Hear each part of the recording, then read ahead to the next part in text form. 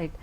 డైరెక్ట్గా అడిగేస్తున్నా, యాత్ర 1కి ఇంత డిస్టర్బెన్స్ లేదు, చాలా స్మూత్గా రిలీజ్ అయింది, చాలా సెన్సేషన్ క్రియేట్ చేసింది, ఆడియన్స్ అందరూ కూడా వెళ్ళి చూడడం, మౌత్ పబ్లిసిటీ ఎక్కువ యాత్ర 1కి. యాత్ర 1 ద్వారా వచ్చిన పబ్లిసిటీ యాత్ర 2కి ఇంకా ఎక్కువ. కానీ ఎందుకు రిలీజ్కి ఇంత టెన్షన్ తీసుకోవాల్సి వచ్చింది? టెన్షన్ ఏమి ఉండదండి, అంటే యాత్ర 1 అప్పుడు there was no expectation, zero. అంటే ఎవడో నేనోడో తెలియదు, ప్లస్ ఏముంటుందో తెలియదు. It was just went on. And maybe ఆ లీస్ట్ ఎక్స్పెక్టేషన్ వల్ల audience might have been surprised.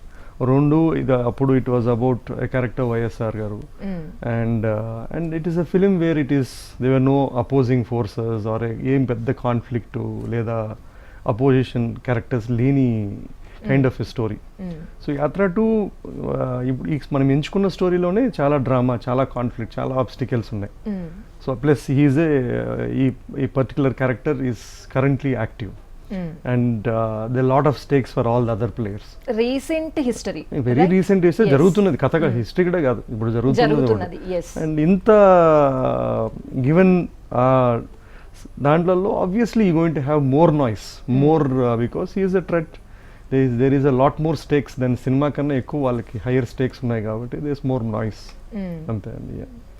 అంటే మీ ఇంటర్వ్యూస్ నేను చూశాను, చాలా వరకు అసలు నాకు రాజశేఖర్ రెడ్డి గారు కానీ వాళ్ళ ఫ్యామిలీతో కానీ అసలు ఎలాంటి టచ్ లేదు, అసలు తెలియదు అని చెప్పారు.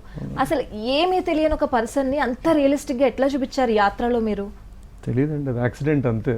ఇప్పుడు నిజంగా నేను వైఎస్ఆర్ గారిని చూడలేదు, కలిసలేదు, ప్లస్ దట్ అట్లీస్ట్ జగన్ గారు క్యారెక్టర్ అట్లీస్ట్ 9 to 19 నేను ఉన్నాను ఈ దేశంలో, I have seen or I have been exposed to. But as far as YSR, I have very less knowledge. ఏమన్నా if it is just maybe the magic of cinema. అంటే ఆ cinema చూస్తున్నంతసేపు ఏమనిపించిందంటే ఆయన పక్కనే ఉన్న వ్యక్తి సినిమా తీశారు అనిపించింది, అట్లానే అనిపించింది. రివ్యూస్ కూడా అట్లానే వచ్చాయి. అంత రియలిస్టిక్ గా ఎట్లా అనేది అదొక క్వశ్చన్ మార్క్ అన్నమాట. ఇట్ హ్యాపెండ్ అండి, అంతే. మనము అదేది మనం అలా చేయాలా అని తీసుకునేది కాదు, సమ్ టైమ్స్ ఇట్ హ్యాపెన్స్ అంతే. మన శ్రమను మన తెలివితేటలో ఏం కాదు, ఇట్ జస్ట్ హ్యాపెండ్ అండ్ అంతే.